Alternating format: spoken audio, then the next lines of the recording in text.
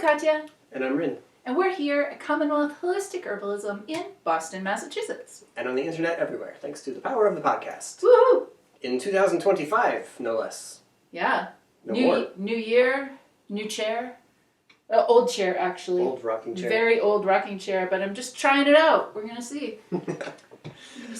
Yeah, it's 2025, and we have decided that we are ready for this. And it's we decided. Yes. We decided we're ready. We're ready. It's going to be great. This is going to be a great year of podcasts for you, and we're going to kick it off right now with today's topic, bitter herbs. Yeah. Bitter herbs. Today's topic, or what we wrote as our title here was a definitive guide to bitters. And I mean, as soon as you say that something is definitive, I guess that's... Can we just differentiate definitive from exhaustive? Because we're not going to do the latter. That's nice. Yeah. Well, I mean, yeah, just fair warning, dear listener. This episode might be longer than usual because while it's not exhaustive, I think it is pretty definitive. I think it's fairly definitive. We will define bitters. And we will not give them a small definition. We'll give them a big one. It's going to be good. Because, look, bitters are really important. They're a critical part of your work as an herbalist. And it's, they're one of those things like demulcent herbs, like adaptogens, like alteratives, that you don't get anywhere else. You don't get them from drugs. You don't get them from the pharmaceutical world. You don't exactly get those kinds of impacts from acupuncture or, Reiki or whatever else. Mm-hmm. Like, other modalities don't have that to offer. These are things that plants can give us. Yeah. And so thanks, plants, as always. Right? But those are always worth looking for, really. And, I mean, if you're into lots of modalities, they're worth looking for in whatever ones you practice. Like, what can this do that other things can't do? Yeah. Or can't do as well, or can't do in this particular way, or something like that. So, yeah. I think in general that is an excellent model for thinking about health and care specifically, because if you just tie yourself to one modality and you're like, well, I am this and this is what I do, then you run the risk of missing out on tools that you could have had available to you. And so if instead you're looking for, like, what can I get here that I can't get anywhere else, then I guess I'm just getting at, there's always this setup about wanting to be natural about our healthcare and wanting to avoid chemicals as much as possible and all those things, and those are really important, great things. We want that. Yeah, we definitely want that. Yeah. But, not so much that if something were to happen in your life that would really require something not natural, a surgery or a pharmaceutical in order for you to survive, we want you to still feel like you have that option, that tool available to you. Right, because the sword cuts both ways. Those modalities have things that they can do and accomplish that herbs can't, right? Yeah. As we always say, I don't have an herb for your sucking chest wound. Right?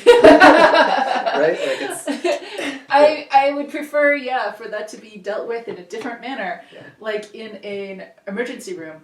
Yeah. But yeah, so I think that just allowing yourself the flexibility to be in a place of natural approach as much as possible, and as much as possible at various times in your life, or even many times in your life, might be 100% of the time.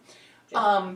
But just so that you are still open to whatever tools it is that are going to get you what you need. And then the flip of that the people in your life maybe who are very conventionally medically oriented can also hopefully be open to oh, but yeah, this bitter action, that's actually an important action in the body, and we don't have that anywhere. That's a tool that I should make available to me. Yeah. And as a practitioner, it's good to identify these things within your scope of practice, just so that you can know what you have to offer in a collaborative kind of an environment or an integrative kind of situation. And yeah, it's kind of what you bring to that table. Yeah. Yeah. So that's our topic for today, bitters. But first, a quick reminder, don't forget that we teach herbalism online, and not only through our podcast, but through a complete and full-fledged online learning platform. Yes. Doesn't that sound good? Yes. The podcast is great to dip your toes into, but if you really want to learn herbalism, a podcast is not enough. So what you're going to need is a well-organized, systematic course of instruction, and we've got that for you. We teach by video. We teach also all the videos by audio as well, so that you can watch it if that's what works for you. You can listen to it while you're moving your body if that's what works for you. We have printable materials. We have ways that you can get your questions answered very quickly. You can type them in while you're watching or listening to a lesson and get your answer within a day. You can attend live Q&A sessions twice a week, actually more than twice a week. Right now, 4 times a week. And you can also join our student community. And this community is not on Facebook. It is a private student community specifically dedicated to working through the course materials, keeping you motivated, keeping you engaged, making you not just feel like, but really know that there is an active community of support for you, and you are not just having to learn alone by yourself with without a bunch of people who like herbs around you. So yeah, it's as 360 as possible. It's great, y'all, is what we're saying. So if you really want to learn this stuff, and you like the pod, and you're like, oh, they finally made another pod episode, then hey, join the school. Follow the links in the show notes, or go ahead and pop over to online.commonwealthherbs.com. Mm-hmm. That's what. All right, let's talk about bitters. And I want to start out by talking about... Oh, wait, do we need to do our reclaimer?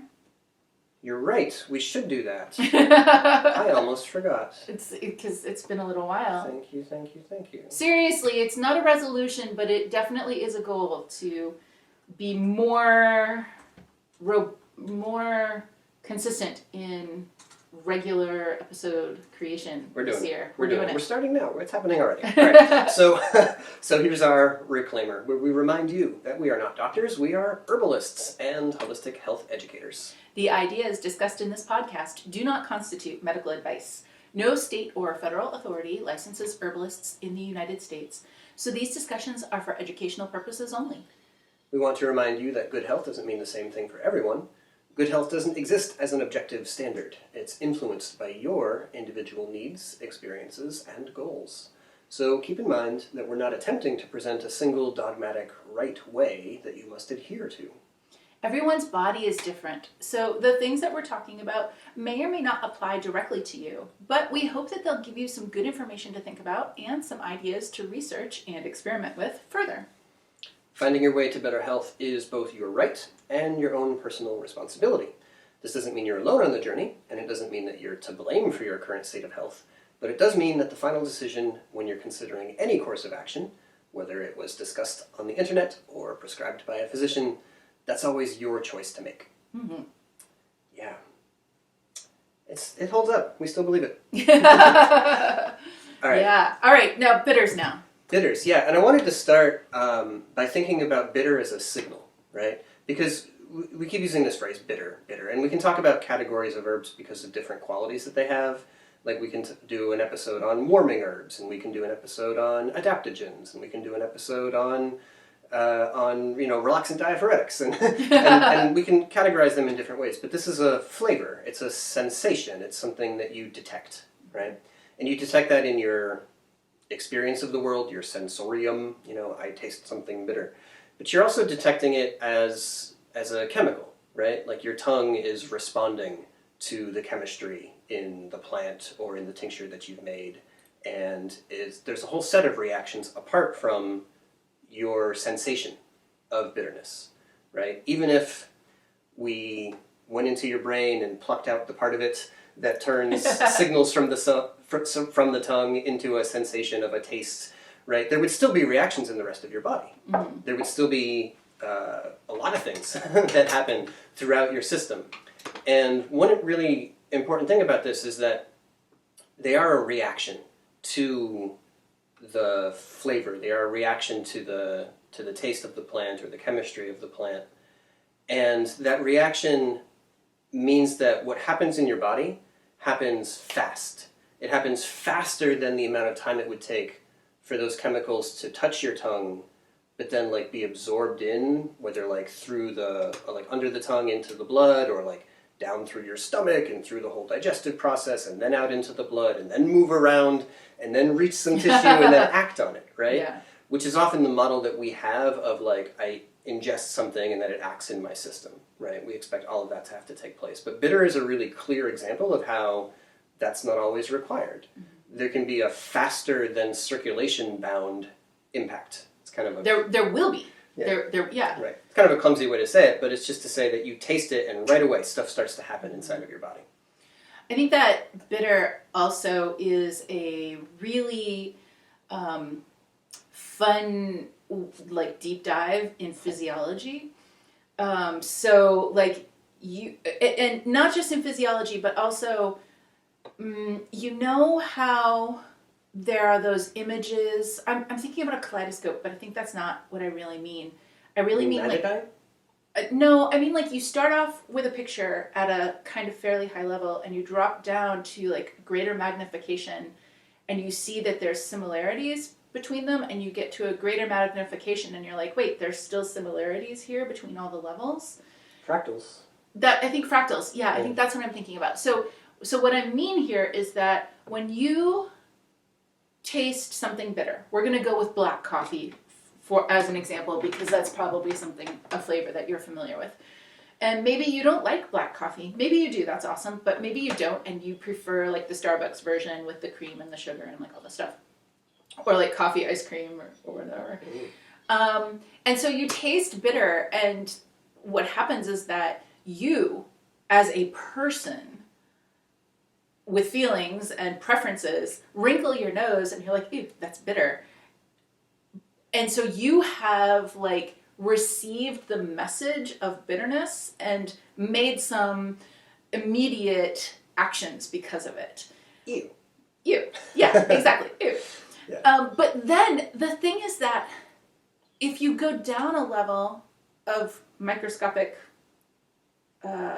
enlargement, whatever, the same thing is happening. On your tongue, there are, like, you taste bitter on your tongue, but on your tongue, bitter is recepted in specific receptors for the bitter chemical. So you, as a human, are tasting a flavor. But that flavor exists because of chemistry. And this is also like when we talk about bioflavonoids and the red and blue pigments, and that the red color of beets or the blue color of blueberries does not represent something present in the plant that is good for you. It is the thing in the plant that is good for you. Okay, there's other things that are good for you too, but whatever. And so that's going on here. The bitter flavor that you are tasting is also like a specific type of molecule that is being recepted on your tongue. But then we can like magnify it even more, and maybe not magnify, but go down a little more. And then we realize that there's receptors in places that are not just your tongue. There's receptors all the way down the digestive tract, and also in your lungs. Like there's bitter flavor receptors, bitter molecule receptors in all kinds of places that you would not expect them. And now it's story time, because the other day Rin was drinking some tea. This is like real life at home with Rin and Katja. Ready? The other day Rin was drinking some tea and it like went down the wrong pipe, and he started choking or like coughing, and like making a big to-do about coughing because he really swallowed some. And I'm like, babe, are you okay? And when he finally stopped coughing, he looks at me and he's like, I'm just testing out the bitter receptors in my lungs. Mm-hmm. Yep. Yeah. But anyway, yeah, we've got bitter receptors in the lungs too, which is like, oh, fascinating. Yeah. That's not because you're supposed to inhale your tea. No. Just to be clear. Yeah. Receptors are often what's called promiscuous. They react to many different types of compounds, and they have varying reactions based on who it is that entangled with them today. But yeah, the fact that bitter receptors are found all throughout the body is one way to understand that the effects of these herbs are not only in the digestive system, which is kind of what they're most famous for, right? And, this is one of those things that everybody, when they're learning herbalism, at some point your teacher's going to be like, I want you to take this bitter thing, I want you to taste it, I want you to observe what happens in your body, right? And if we could do this in a very leisurely way, and we had hours and hours with all of our students, that might be one of the first things we would try with them as a way to impress that herbs do stuff, and you can feel it happen, right? With bitters, you can feel the increase of your digestive secretions, saliva, right? You can feel your stomach start to move around as more acid gets secreted and the stomach itself starts to kind of work a bit. You may not be able to feel your bile coming out of the liver or the pancreatic fluid coming out of your pancreas. Sometimes I sort of imagine, I'm like, was that a little squirt out of my liver? Did that just happen? Out of my gallbladder, did that just happen? Did I feel that? Can I feel my gallbladder? But those are quite perceptible effects, right? Either because you can just be like, wow, I'm really salivating now, or because you're like, I take bitters before this meal, I don't take bitters before the same meal, I feel really different afterwards. In how I digest it. In terms of how I digest it and how it sits in me, But that whole signaling thing, so when you taste it on your tongue, immediately, your body starts signaling through all different kinds of signaling mechanisms it starts at your tongue and it goes down through the whole digestive tract and says, oh, we gotta get the engine going so that we're gonna be able to digest food in a minute. But that's happening, that kicks off immediately when you actually taste it. And so if you put bitters in your mouth and then spit them out, don't do that. But you would still be getting many of the effects because the messaging system is kicked off immediately from the receptors on your tongue. But then that's not all, because most of the time you don't spit it out, most of the time you'll swallow it. And then literally as it's traveling down your esophagus and into your stomach and traveling through all the parts of your digestive system, you have more bitter receptors through the whole digestive tract. And so whatever of the bitterness didn't get recepted on your tongue, now is still available to get recepted, to be received throughout the digestive tract. And so some of that signaling, hey stomach, get the hydrochloric acid ready, we're gonna have some food. Some of that gets kicked off on the tongue, but some of that also is happening actually in the stomach. As the stomach says, oh, it's getting here, my receptors are getting full, I better speed up this process. So all of this messaging, it's bitter is when we hear the word messaging, I don't know, we think about marketing or corporate communications whatever. No. Just getting the idea out there, yeah. So look, a lot of what's going on here is a matter of activation of the parasympathetic arm of your nervous system, right? So sympathetic versus parasympathetic is basically fight and flight versus rest and digest. So parasympathetic is that rest and digest mode, right?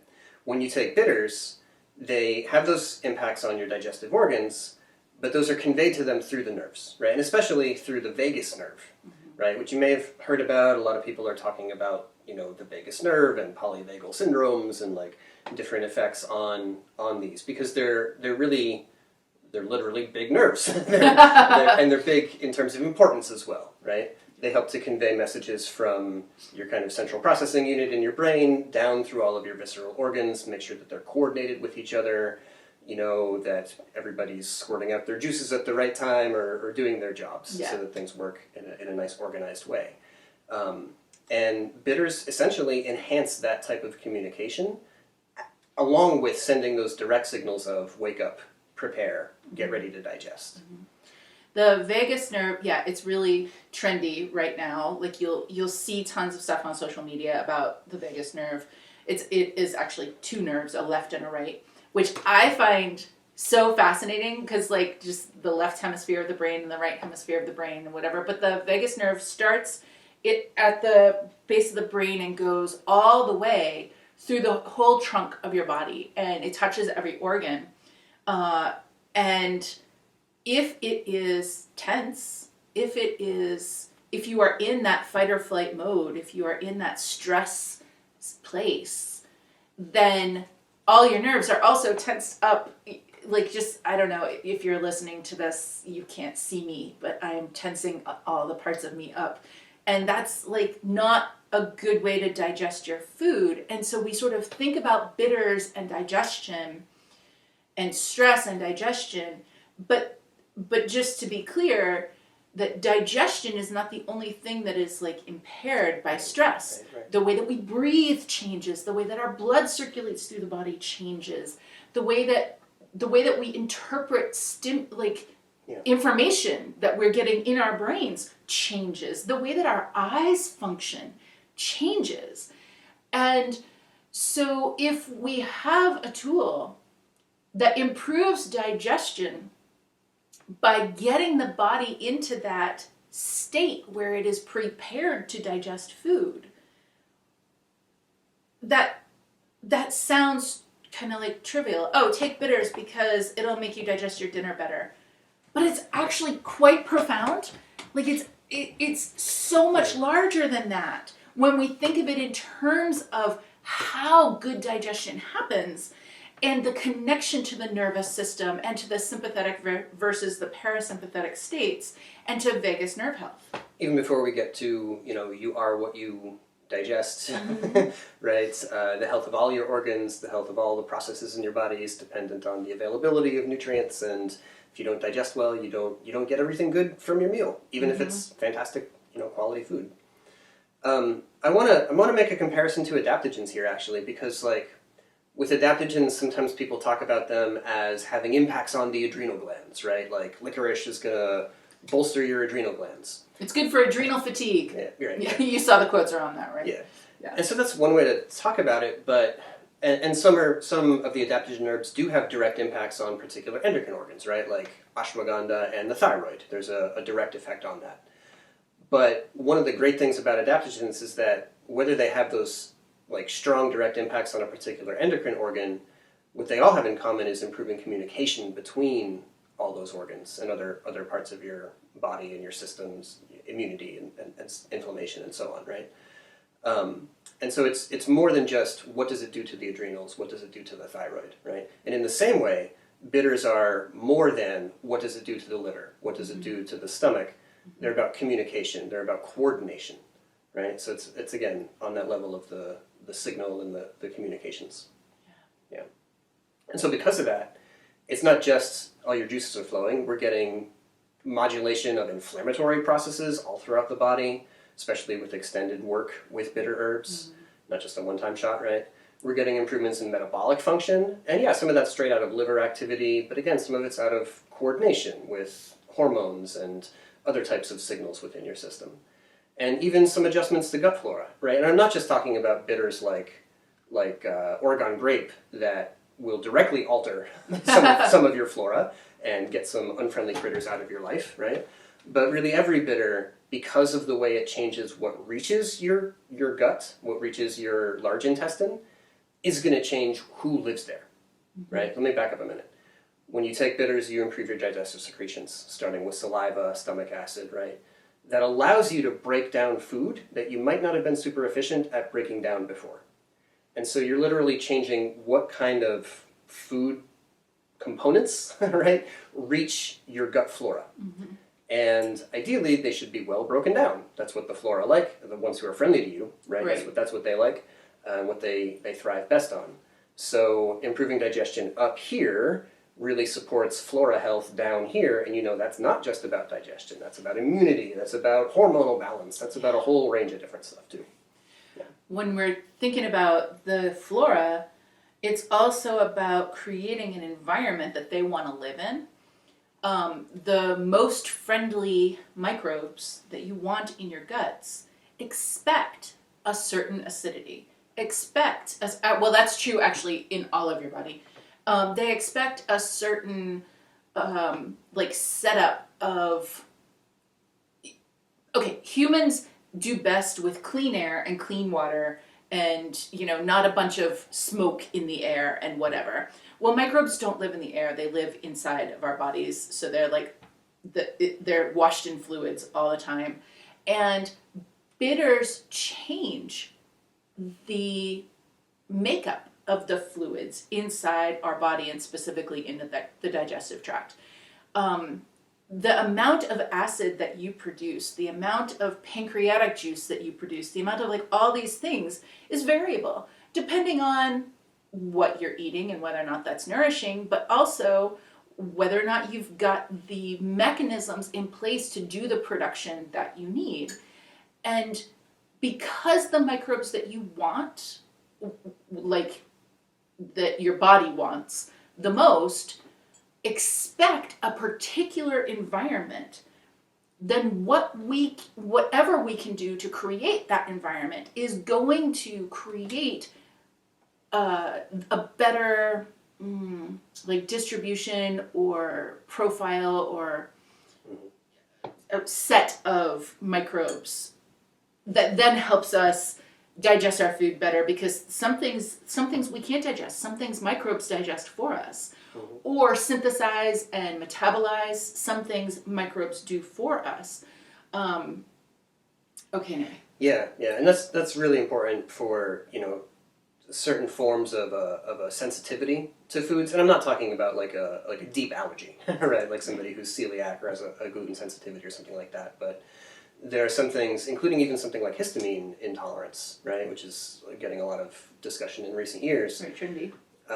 Some of that can be significantly mitigated by alterations to gut flora. Yeah. Because some of them can break apart histamine that was coming in through that route. Right. So there's lots of examples like that out there, Wait, there's one other thing. Can you hold that thought? Yeah, do it. Okay. There was one other thing you said a few minutes ago that I wanted to come back to, because you just sort of said it in one quick sentence, and I was like, wow, that was actually super important. And you were talking about changing the way that we assimilate nutrients from our food. And I think a lot of this, the last few minutes here, has been kind of around that. But the key that I wanted to the next sentence that I just wanted to say after that was that basically this means that bitters are basically the most important thing. because then that has just so many impacts beyond, if you are digesting your food and then assimilating your food and then really getting the components that your body needs, that alone, even though we've already actually discussed several mechanisms of mental and emotional health here with bitters, and we'll talk about some more, but even just getting the nutrients alone will make a huge difference in your ability to regulate mental and emotional health. If you don't have enough minerals, then your nerves can't function properly. And it's going to lead to anxiety. It's going to lead to all kinds of emotional upset. But it's actually kind of hard to get minerals. This is like when you make a tea or an infusion and you want the minerals from it, you got to let it sit overnight, or you got to decoct it or something like that, so that you really get all the minerals out, right? Because it's not actually easy to get all those minerals out. Well, that's the same inside your body. And if you're not getting them, then that is changing the way that your nervous system relays messages, or fails to relay messages, or relays them falsely, or whatever else. And okay, that's just one example, but there's just... Anyway, I just wanted to push that next sentence, because it really is critically important. Yeah. All the systems are connected, right? Yeah. This is holistic herbalism after all. We We have literally only just now got through the first segment. We're doing good. It's going to be a really long episode. We're sorry. Yeah. And so, I mean, already you've gotten the sense that we think bitters are really important and that they, in fact, have been for humans always, right? And so you might wonder if you look around at modern diets and be like, well, where did the bitters go? Or were people really so different back in the day that these bitter greens tasted good to them, or that they intentionally sought out these flavors on purpose? Or even, it could be even a level higher than that. Like, oh, so what did they do before they had tinctures? How were they taking their bitters before meals? No, the meal was the bitter. Yeah. Because vegetables were bitter. Right. So yeah, when we were all hunter-gatherers, right? When we were all living off of what was available to us in our environments, people ate a really great variety of foods, and especially plant foods. Part of that was about seasonality, right? What's growing now isn't going to be here, or is going to be as abundant or as beautiful in a month or in 3 months, right? And some of it was also because people would be wandering through areas, or however their society was set up, right? So people always had these in their diets, and at those times they weren't necessarily taking them as medicine, right? It was more about like, well, this is the green leafy thing that's here right now, and we eat it, and it's got a bitter flavor to it, and that's part of our life, and it's part of our human story for a long enough period of time that we regard this as something essential to the human experience, in the same way that walking every day is essential to the human experience or human health, right? Because it so strongly matches what so many generations of our ancestors did. And there's been a break in that in our society, today, and for 100, 150 years, however you decide to draw the line on that, right? That's a very short period of time in comparison to our evolutionary history. Yeah. So, as we've gone through time, of course, we've changed our environments, and we've changed where our food comes from and how it gets processed before it enters our mouth. And in the course of all of that, most of the vegetables that we've domesticated have actually lost a lot of their nutrient content. And some of this is because of, a large part of this is because of generations of selective breeding to make the vegetable larger and sweeter and more appealing. And that's reasonable, right? And understand why somebody wants like the biggest, reddest, sweetest tomato around, sure. But there is a consequence that comes along with that, right? And at the same time, there's also been processes like climate change, like global warming, right? And also changes to the soil content because of repetitive industrial agriculture, right? Which have led to changes in the composition of the plant. So all of these things have basically led to more sugar in the vegetables, more sweetness, and less other stuff, right? Yeah. Including phytochemicals that have bitter flavors, or some other like strong flavors, maybe like pungent or sharp or acrid or other things like that. And so the result might be a vegetable that pleases the palate, but deprives your body of something that was ancestrally important, expected, or like everyday, and became protective to our bodies as we adapted to having that in our lives all the time. It's really important to recognize that, like, just like your schedule, you can only do a finite number of things in a day, right? You can't just keep cramming more things into your day. Although I would like to. The same is true inside of a plant, right? There's space for a finite number of ingredients, of constituents of that plant. And so as a plant creates more sugar so that your carrot is sweeter, so that, whatever, it has less, we keep saying other stuff. Well, what is that other stuff? It has less minerals. It has less proteins, plant proteins. It has less of the, essential oils, or less of the stronger also constituents. And the things that are called secondary metabolites, and are often what we're most interested in as herbalists, and looking at plants as having medicinal activity to them, right? Things that aren't necessary for the basic metabolic survival of that plant, but support it in other ways, like deterring pests or helping it resist UV radiation or other things like that. and they might have similar benefits for us, or they might do something in us very different from what they do in the plant. But they're again not just about like making energy and keeping the plant cells alive and allowing it to generate sugar through photosynthesis and stuff like that. Yeah. So the key here is that intentionally humans said, hey, if I had bigger carrots, I wouldn't need to get so many carrots because they'd be bigger. Yes. Hey, if these carrots tasted a little better, that would be great too. And so the way that happened was the plant that made the tastiest carrots, okay, well, those are the seeds I want for next year. So it's like a natural, probably it's not like it was GMO or anything like that. It was, we've been doing this for thousands of years. This is how we ended up with corn. This is how we ended up with the things that we recognize as apples. Right. Exactly. Yeah. Exactly. So that I don't want to say that that's evil, but it does come with, even if I use the word consequences, that still sounds pretty bad, but it's a trade-off.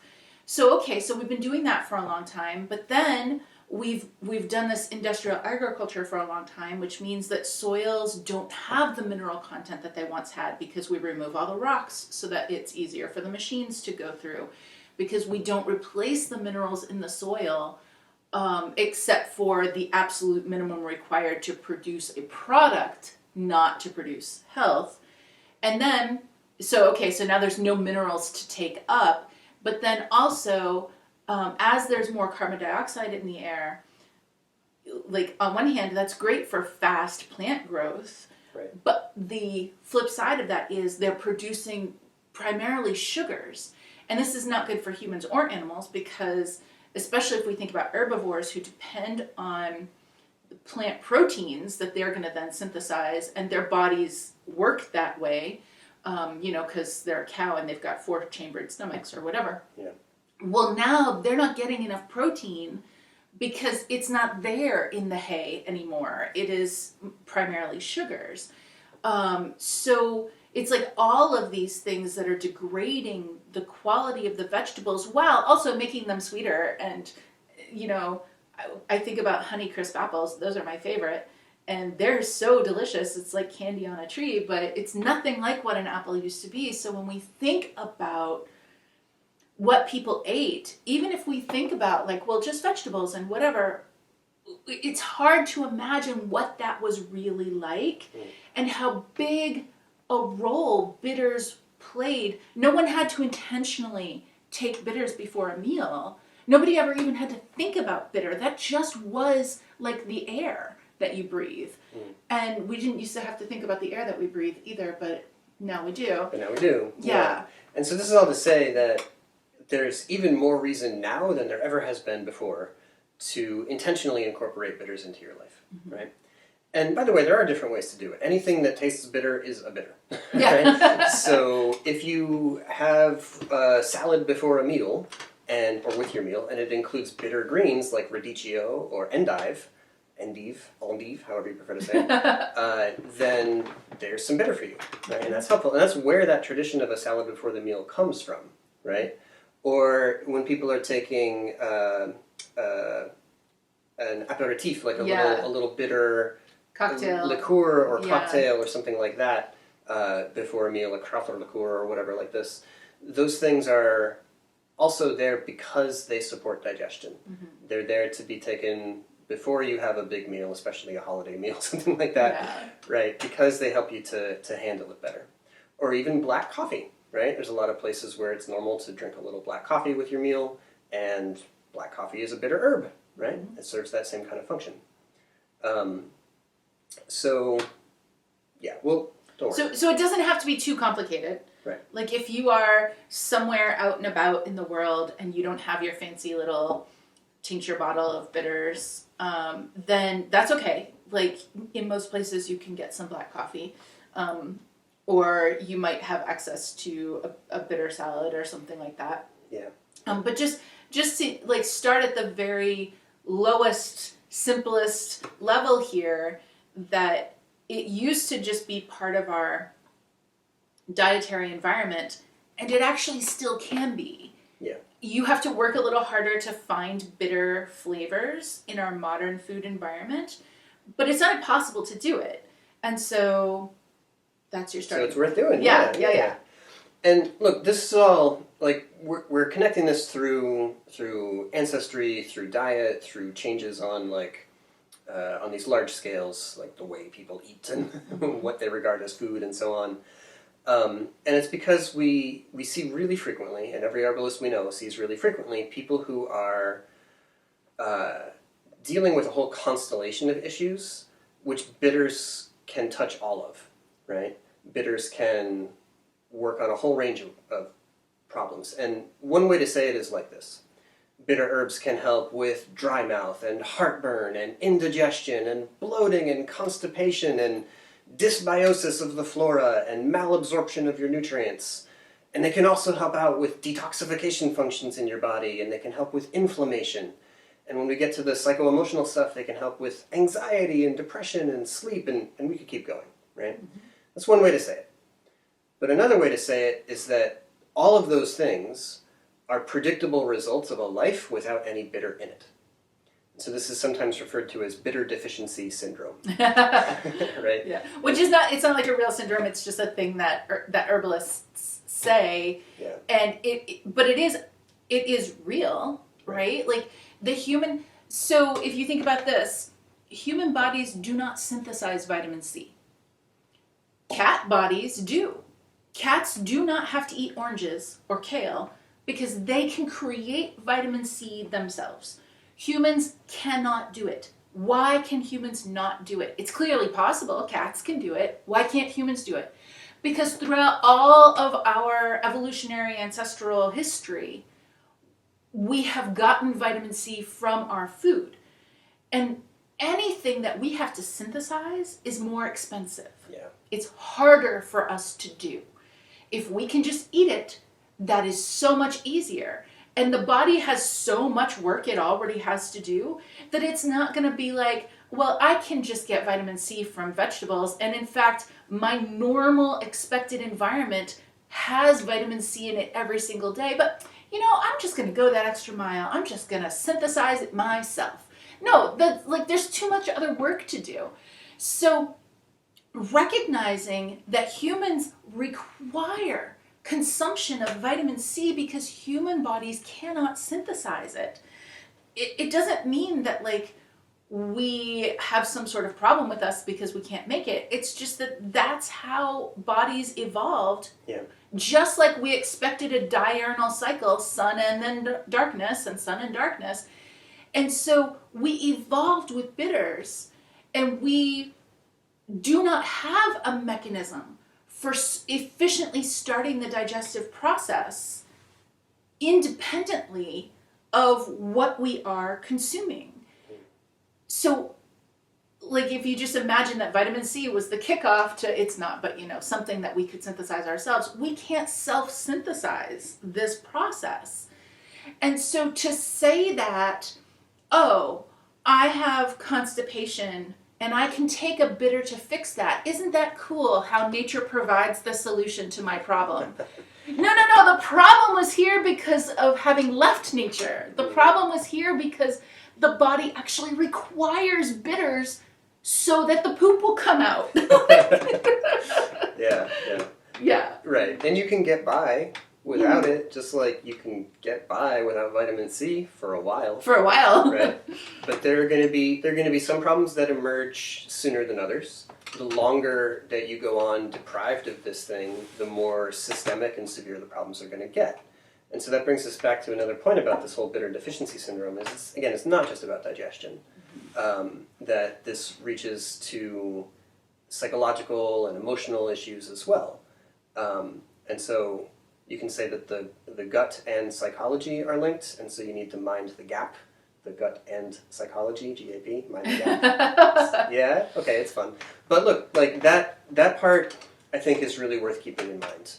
And it's also worth keeping in mind for those of you who are moving on in your training as an herbalist a bit, and you're like, all right, I'm ready to help some people. I'm ready to do some tough stuff. I'm ready to get to some let's get some depression. Let's work on some anxiety for people that's really making it hard for them. I'm ready for that. I can get past the stomach ache now. Don't leave your bitters behind when you move on to more difficult cases, right? Never neglect the fundamentals, even or maybe especially for the most severe situations that you find yourself trying to help people with. Yeah. That's what I think. I'm with you.